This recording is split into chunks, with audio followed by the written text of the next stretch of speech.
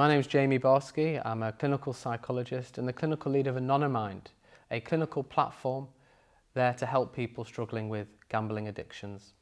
Today's video is all about why simply blocking access from gambling environments is sometimes not enough on its own as part of your journey through recovery. There are several ways people struggling with gambling can block access to gambling environments. For example, GamStop is one organisation that people can register with, which blocks access to all of the UK registered gambling operator websites. Blocking access to gambling environments can be a really important first step on the road to recovery. But sometimes it's not enough. And there can be three main reasons, in my experience, why simply blocking access to those environments is not always enough on its own. The first is that simply blocking access to gambling doesn't actually help you to deal with the strong urges to gamble when they are triggered.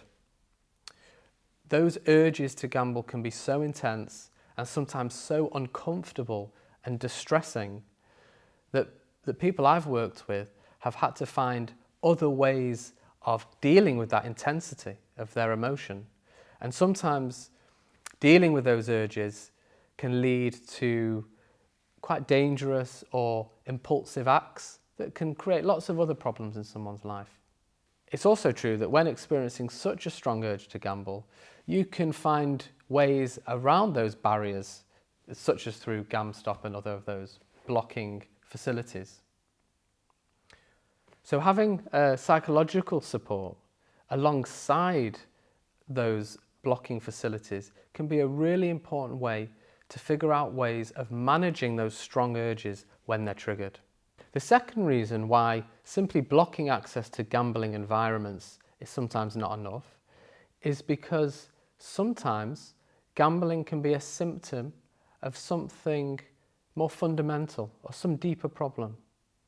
I've worked with lots of problem gamblers whose gambling has been a response to other emotional and mental health difficulties.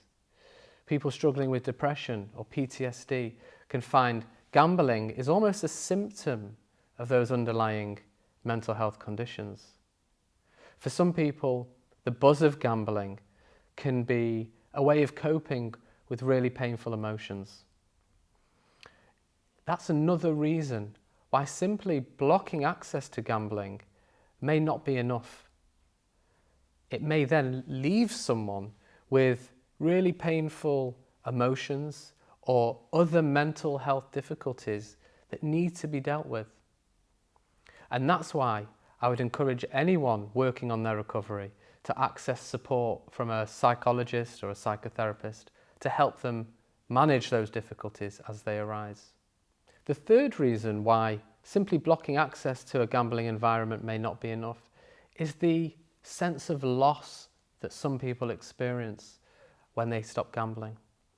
I've worked with ex-gamblers for who gambling has been a hugely important part of their life for many, many years. So that means when gambling is no longer a part of their life, they're often left with a very big hole to fill. There's often feelings of loneliness and isolation and a sense of lost identity. That's why having time with a psychologist or a therapist can be a really important part of recovery. Having help from someone with expertise to figure out how you build up a life that's worth living away from gambling can be something that can be incredibly helpful for people on their journey of recovery. So thanks for listening today. If this video offered you some inspiration or ideas about how you'll continue on your road to recovery, then please get in touch with one of our clinicians. Registering through anonymind.com will give you access to a specialist psychologist or therapist who can help you think about your journey of recovery beyond just blocking access to those environments. Good luck with your journey.